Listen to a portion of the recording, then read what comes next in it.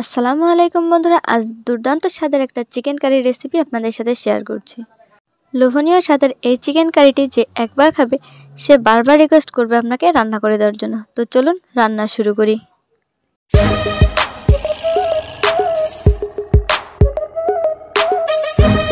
প্রথমেই আপনাকে স্বাগতম আমার রান্নাঘর চ্যানেলে। কী ভাবছিলেন পেঁয়াজ দেব? হ্যাঁ, ওইটাই। পেঁয়াজগুলোকে লাল করে ভেজে নেব আর এগুলোকে একটা ফ্রিজে উঠিয়ে রাখবো বেরেস্তা দেওয়ার জন্য। এবার সেই তেলের মধ্যে দিয়ে দেবো পেঁয়াজ বাটা, দিয়ে কিছুক্ষণ নাড়াচাড়া করে নেব।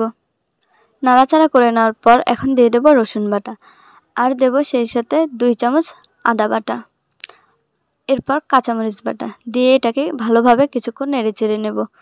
তারপর এখানে লবণ দিয়ে দিচ্ছি, পরিমাণ মতো লবণ দিয়ে তারপরে কিছুক্ষণ নাড়াচাড়া করে নিয়ে এর মধ্যে দিয়ে দেব জিরার গুঁড়া আর সেই সাথে গরম মশলার গুঁড়া।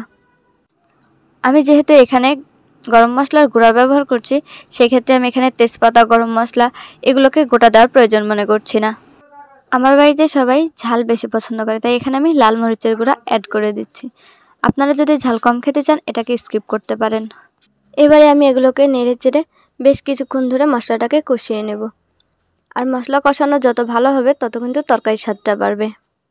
মিনিট 10 নাড়াচাড়া করে নেওয়ার পর আমি এখানে সামান্য পরিমাণ পানি দিয়ে দিচ্ছি। এটা আপনারা চাইলে নাও দিতে পারেন, তবে দেওয়াটাই ভালো। আমি এখানে আরও কিছুক্ষণ কষিয়ে নিয়েছি। যখন মশলাটা তেল ছেড়ে দিয়েছে এই পর্যায়ে এসে আমি এখানে কিছুটা গরুর দুধ অ্যাড করে দিচ্ছি। আপনাদের হাতের কাছে যদি গরুর দুধ না থাকে সেক্ষেত্রে আপনারা লিকুইড প্যাকেট দুধ অথবা গুঁড়া দুধকে লিকুইড করে ব্যবহার করতে পারেন। বন্ধুরা, চিকেন কারিতে দুধ দেওয়ার কারণে কিন্তু তরকারির স্বাদটা অন্যরকম লোভনীয় করে তোলে, যেটা খেতে সত্যিই অনেক অসাধারণ হয়। এখন আমরা এর মধ্যে একটু সস দিয়ে দিচ্ছি, আপনারা চাইলে লেবুও দিতে পারেন। কষিয়ে নেওয়ার যে পর্যায়ে মশলাগুলো এরকম জুসি দেখতে হবে তখন এর মধ্যে আমরা আস্তে করে চিকেনগুলোকে অ্যাড করে দেব।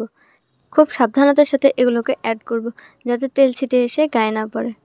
তো বন্ধুরা, আমার চিকেনগুলো অ্যাড করা হয়ে গেছে। এ পর্যায়ে এসে আমি এগুলোকে খুব ভালোভাবে নেড়ে চেড়ে মশলার সাথে মিশিয়ে দেব।